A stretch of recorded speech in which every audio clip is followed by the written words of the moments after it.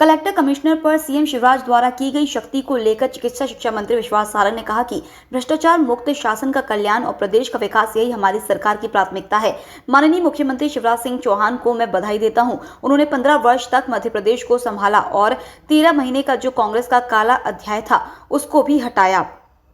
कांग्रेस की सरकार में पैसे लेकर नियुक्तियां होती थी। विवेक तनखा के नेतृत्व परिवर्तन पर विश्वास सारंग ने कहा कि विवेक तनखा ने सच्चाई बयां की है। सही मायने में वह जो सोचते हैं वही बोलते हैं। नेता से कुछ नहीं होता, नियत से ही सब कुछ होता है। कांग्रेस की नियत अगर नहीं बदलेगी तो उसकी स्थिति ठीक नहीं होगी।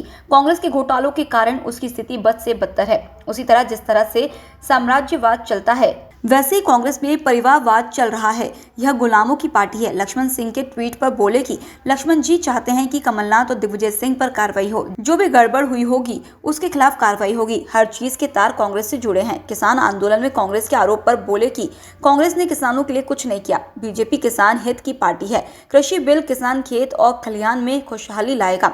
मैं कांग्रेस के नेताओं को चुनौती देता हूँ कि वह सामने आए और भारतीय जनता पार्टी के एक छोटे से कार्यकर्ता से बातचीत करें। कृषि बिल के बारे में जो समस्याएं होंगी उन पर बात करके निदान किया जाएगा। शहडोल में प्रभुराम चौधरी ने पहले कहा था कि लापरवाही नहीं थी तो वहां के लोगों को हटाया क्यों, पर सारंग ने कहा कि मंत्री जी को लगा कि वह लापरवाही है इसलिए उन्होंने हटा दिया। स्वागत करने योग्य है। इस तरह की घटना फिर न होगी, हमारी प्राथमिकता है। विश्वास सारंग के बयान पर पलटवार करते हुए कांग्रेस ने आरोप लगाया कि सारंग भाजपा के बयानबीन मंत्री हैं और बगैर किसी जानकारी के बयान देते हैं। बीजेपी को किसान विरोधी बताते हुए पूंजीपतियों की पार्टी बताया। विवेक तनखा जी ने सच्चाई बयां की है। वो विद्वान है, वो बड़े वकील हैं और सही मायने में वो जो सोचते हैं वो बोलते भी हैं। उन्होंने ठीक मुद्दा उठाया है। कांग्रेस की हालत बद से बदतर हो गई है, परंतु मेरा ये मानना है कि नेता से कुछ नहीं होता, नियत से ठीक हो सब कुछ होता है। नेता कितने भी बदल जाएं, पर कांग्रेस की यदि नियत नहीं बदलेगी तो ना उसकी स्थिति ठीक होगी ना उसका भविष्य ठीक होगा।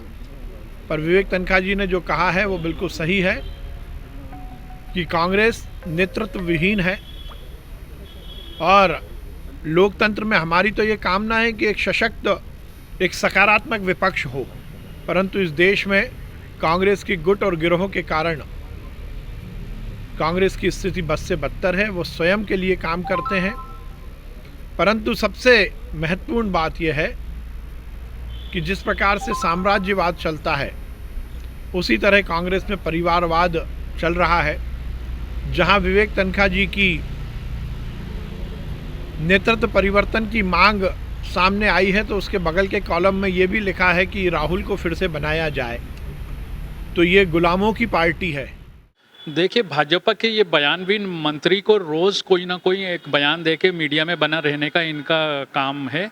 एक मंत्री अभी ये बंगाल चले गए हैं, उनको भी रोज़ बयान देने का काम रहता है। इनको जानकारी आधी अधूरी रहती है। कांग्रेस के पास बहुत अनुभवी नेतृत्व है, इनको हमारी फिक्र करने की ज़रूरत नहीं है। अपने गिरबान में झाँके कि देश का किसान आज क्यों रोडों पर बैठा है। किसान विरोधी मोदी सरकार क्यों किसानों के हित की बात करके ये बिल को थोपने का काम कर रहे हैं। ये देश का शायद पहला कानून होगा जिसमें कि देश के किसानों के हित की बात करने के नाम पे ये कानून लाए हैं और देश के किसान पिछले 15 दिन से दिल्ली को घेर के बैठे हैं। और ये निर्दयी सरकार इस सर्द हवाओं में सर्दी में किसान लगातार शहीद हो रहे हैं और उनकी कोई फिक्र नहीं है। सिर्फ ये तारीख पे तारीख दे रहे हैं और गुमराह करने का काम कर रहे हैं। भोपाल से कैमरा पर्सन विक्रम के साथ संवाददाता राजू प्रजापति की रिपोर्ट। रोचक और महत्वपूर्ण खबरों को देखने और जानने के लिए आप हमारे चैनल को सब्सक्राइब जरूर करें और बेल आइकॉन दबाना बिल्कुल भी ना भूलें, क्योंकि एक सब्सक्राइब और बेल आइकॉन आपको जोड़ेगा हमसे और हम पहुंचाएंगे आप तक रोचक और महत्वपूर्ण खबरें हिंदी 24 न्यूज चैनल के माध्यम से। इसके लिए आप YouTube पर बगैर स्पेस दिए हिंदी 24 न्यूज टाइप करें और बेल आइकॉन दबाकर चैनल को सब्सक्राइब करें।